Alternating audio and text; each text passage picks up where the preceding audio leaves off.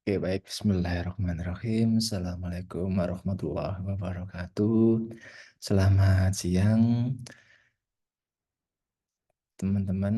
Oke, oke. Kali ini saya akan menjelaskan materi tentang SWOT analisis. Apa sih itu SWOT analisis dan apakah SWOT ini berguna gitu ya untuk pembelajaran atau proses belajar teman-teman? Mari kita lihat gitu ya. Jadi SWOT ini itu singkatan yang S-nya itu strength, W-nya weakness, O-nya opportunities, dan T-nya adalah threat. Nah, strength ini apa?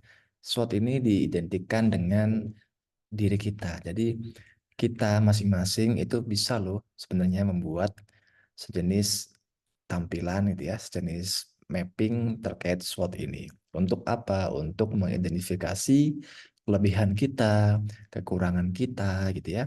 Lalu bagaimana caranya kita men-treat kekurangan gitu ya. Bagaimana caranya kita memanfaatkan kelebihan dan seterusnya. Contoh misalkan seperti ini. Kita memiliki kekuatan yaitu kemampuan komunikasi yang baik, keahlian teknis tertentu, sehingga apa jaringan pertemanan yang luas dan kuat. Namun, kita juga memiliki kekurangan. Sebagai contoh, misalkan manajemen waktu yang kurang baik gitu ya. Rasa percaya diri yang rendah, lalu misalkan ceroboh gitu ya. Nah, dari kekurangan tersebut kita bisa menutupi atau bisa melakukan treatment dengan cara mengikuti kompetisi gitu ya. Supaya apa? Supaya kita melatih kalau ikut kompetisi kan kita harus bisa manajemen waktu. Supaya manajemen waktu kita lebih baik gitu ya. Atau misalkan kalau rasa percaya diri yang kurang gitu kita bisa juga melakukan perubahan gitu ya, pendidikan, misalkan kita berkuliah tingkat lanjut dan sebagainya. Lalu kita pergi ke strength. Nah, dari strength sini, dari kelebihan tadi itu bisa kita manfaatkan ya. Contohnya apa? Misalkan kita bisa mencari beasiswa dari jaringan pertemanan kita yang luas seperti itu. Atau peluang magang di perusahaan besar gitu ya. Dengan cara kita tadi memiliki apa namanya teman-teman yang luas, kita bisa cari info magang atau info loker seperti itu. Nah, contohnya seperti itu. Kalau definisinya sendiri, SWOT ini adalah alat gitu ya, yang digunakan untuk mengevaluasi kekuatan, kelemahan, peluang, dan ancaman yang ada pada suatu individu atau organisasi. Jadi diri teman masing-masing itu juga bisa loh dibuat mapping SWOT. Atau misalkan teman-teman mempunyai startup.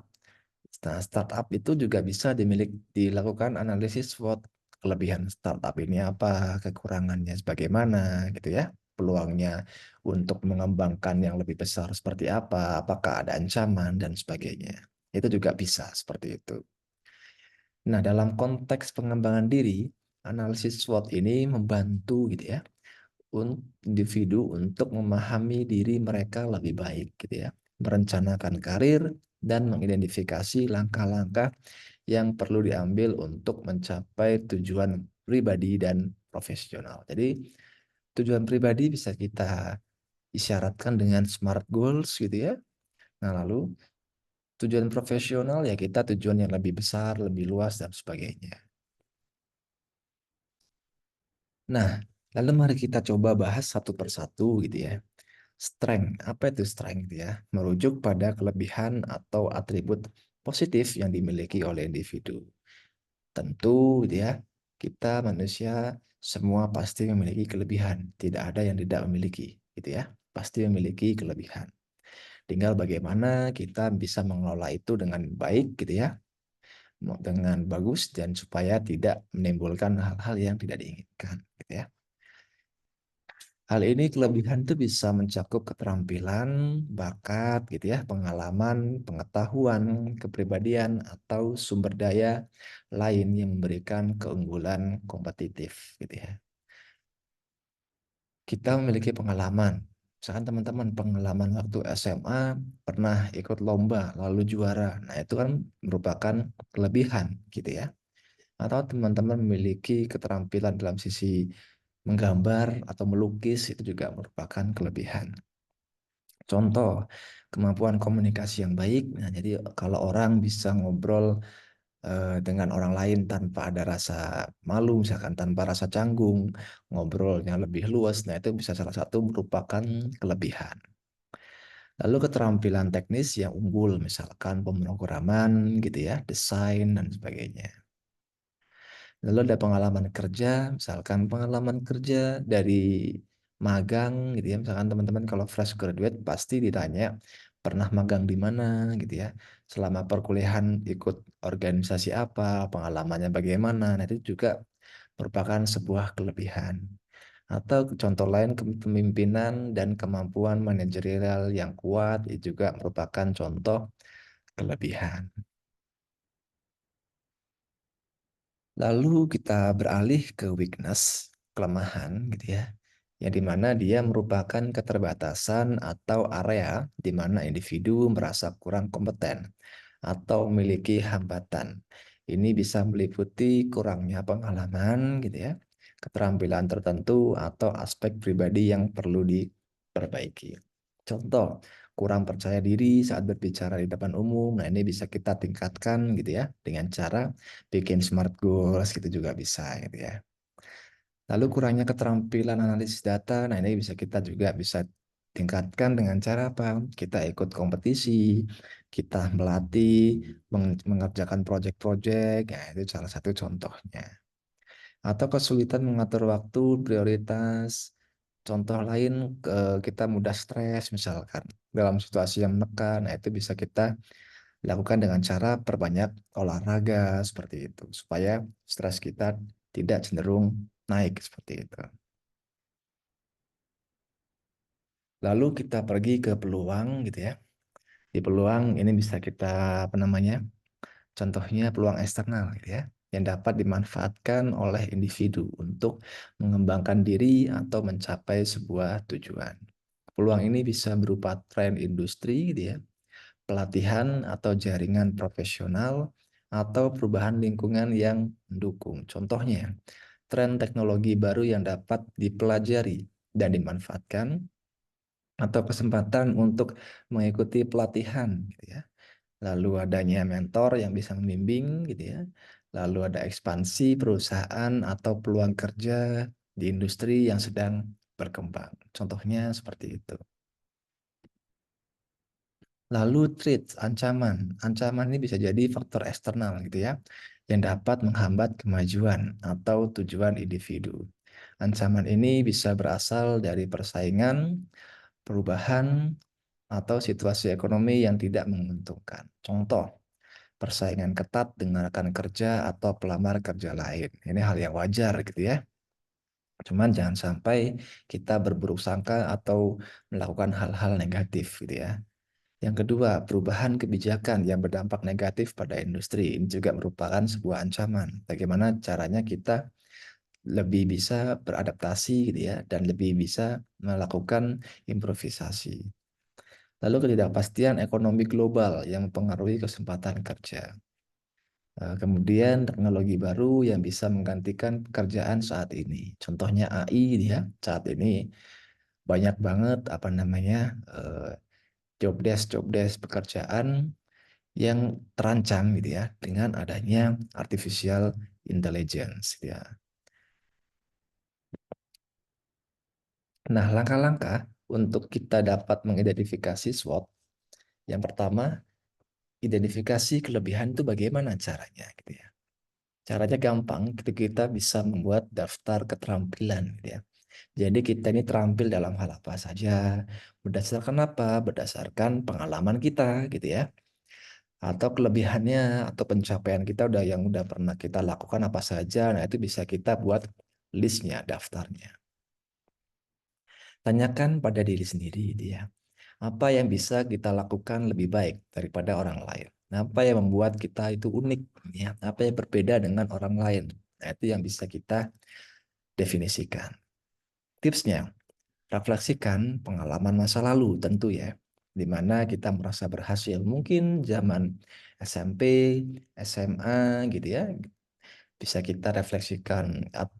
Oh, saya dulu SMA aktif sebagai ketua Misalkan ketua ekstrakurikuler pramuka gitu ya, ketua ekstrakurikuler paskibra. Nah, itu kan juga sebuah pengalaman ya. Berarti kita memiliki kelebihan dalam sisi kepemimpinan. Contohnya seperti itu. Atau kalau kita sulit dalam melakukan refleksi pengalaman, bisa kita tanya ke teman terdekat atau ke sahabat gitu ya. Ke orang-orang yang sudah lama mengenal kita, sudah lama berinteraksi dengan kita gitu ya. Apa sih menurut mereka kelebihan kita gitu ya. Itu bisa kita tanyakan seperti itu. Lalu kalau identifikasi weakness bagaimana caranya gitu ya? Identifikasi weakness juga bisa kita lakukan gitu ya. Evaluasi gitu ya di mana kita merasa kurang kompeten gitu ya atau hal-hal yang sering menjadi penghalang gitu ya. Tipsnya ya kita kenali gitu ya. Pola perilaku atau hasil pekerjaan yang kurang memuaskan gitu ya. Tanyakan kepada diri sendiri keterampilan apa yang harus kita kembangkan lebih lanjut seperti itu.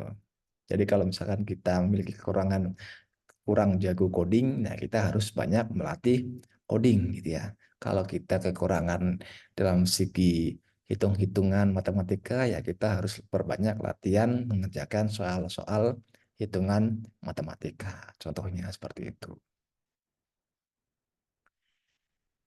Nah, lalu kita lanjut ke yang ke identifikasi opportunities. Bagaimana kita mengidentifikasi opportunities gitu ya? Yang pertama cari tahu apa saja peluang yang tersedia di lingkungan gitu ya. Pertimbangkan perkembangan industri, perubahan teknologi, atau kesempatan pendidikan yang dapat meningkatkan karir gitu ya. Jadi kalau teman-teman ingin menjadi seorang data analitik misalkan cari di luar kesempatan, misalkan pelatihan kah, pelatihan data atau pelatihan programming yang menunjang tujuan teman-teman ingin menjadi seorang data analitik seperti itu. Tipsnya apa? Tipsnya ya kita harus menjalin hubungan dengan orang-orang yang memiliki wawasan yang berbeda gitu ya. Yang kedua tadi bisa kita ikut seminar atau workshop atau pelatihan gitu ya. Seperti itu. Pelatihan juga banyak gitu ya, yang berbayar ataupun yang gratis. Nah, kalau yang berbayarnya kita tinggal kita tanya gitu ya, apakah worth it nggak kita ikut pelatihan tersebut? Kalau dengan misalkan kita mengeluarkan biaya, kalau worth it ya nggak apa-apa. Hitung-hitung menjadi investasi diri gitu ya, investasi pengetahuan seperti itu. Nah, lalu identifikasi threats, ancaman. Ancaman ini juga perlu kita identifikasikan gitu ya. Analisis ancaman eksternal yang dapat mempengaruhi pencapaian tujuan kita. Ini termasuk perubahan kebijakan tadi ya, kemajuan teknologi yang bisa menggantikan peran atau meningkatnya persaingan di industri. Tipsnya apa? Tetap up to date dengan berita industri dan tren pasar, gitu ya. Cari tahu apa yang dilakukan pesaing, gitu ya, atau rekan kerja yang memiliki keterampilan serupa. Sebagai contoh, misalkan seorang musisi itu kan dia harus dituntut nggak bisa bikin lagu, gitu ya, bisa bikin ya bisa bikin lagu lah, bisa bikin lagu. Nah, bisa bikin lagu itu kan tentu zaman sekarang 2024 dengan 2004 itu pasti kan berbeda. Lagu-lagunya, instrumen musiknya itu pasti tentu berbeda. Nah, maka dari itu musisi harus bisa menyesuaikan dengan perkembangan zaman. Atau contoh lain, misalkan teman-teman dulu mungkin waktu SMA itu belajar coding terkait misalkan bahasa pemrogramannya dulu PHP. Nah, mungkin di perkuliahan PHP jarang dipakai. Yang sering dipakai mungkin Python. Nah, contohnya seperti itu. Jadi kita harus bisa beradaptasi. Supaya apa? Supaya kita tidak ketinggalan. Apalagi teman-teman di sini semua berkuliah di bidang IT, dia bidang informatika, bidang data science, yang dimana di situ harus menuntut selalu up to date terkait perkembangan-perkembangan teknologi. Nah, lalu bagaimana kita menggunakan analisis SWOT ini gitu ya untuk pengembangan diri? bisa kita optimalkan kekuatan. Gunakan kekuatan untuk memanfaatkan peluang gitu ya. Misalnya, jika memiliki kemampuan komunikasi yang baik, kita bisa menjadi pembicara gitu ya.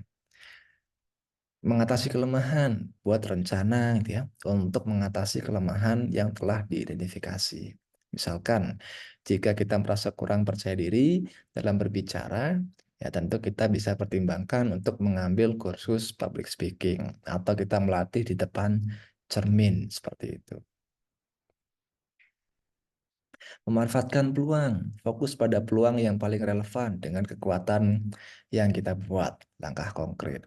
Misalkan jika ada tren baru di industri, cari cara untuk belajar dan menjadi ahli di bidang tersebut. Gitu ya.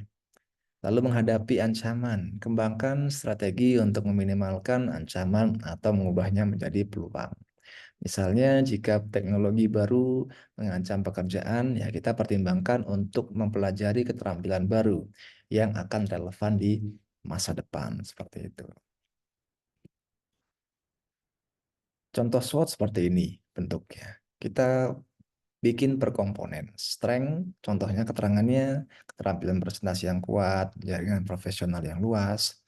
Weakness, lalu ada opportunity, adanya kursus pelatihan. Trade-nya apa? Misalkan banyaknya kandidat dengan keterampilan teknis yang lebih baik, contohnya seperti itu. Nah, ini contoh SWOT seperti ini, mudah gitu ya, simple teman-teman. Nah, sehingga teman-teman dapat melakukan latihan gitu ya untuk membuat analisis SWOT pribadi.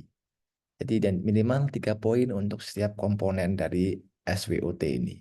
Strength 3 poin, weakness 3 poin, opportunities 3 poin, dan threat 3 poin. Nah, lalu diskusikan dengan teman kamar asrama mungkin ya, atau dengan kelompok kecil yang teman-teman buat sendiri. Seperti itu. Nah, ini referensinya teman-teman. Bisa teman-teman searching gitu ya di Google. Seperti itu. Nah, mungkin itu saja untuk penjelasan materi dari saya. Terima kasih. Selamat siang. Assalamualaikum warahmatullahi wabarakatuh.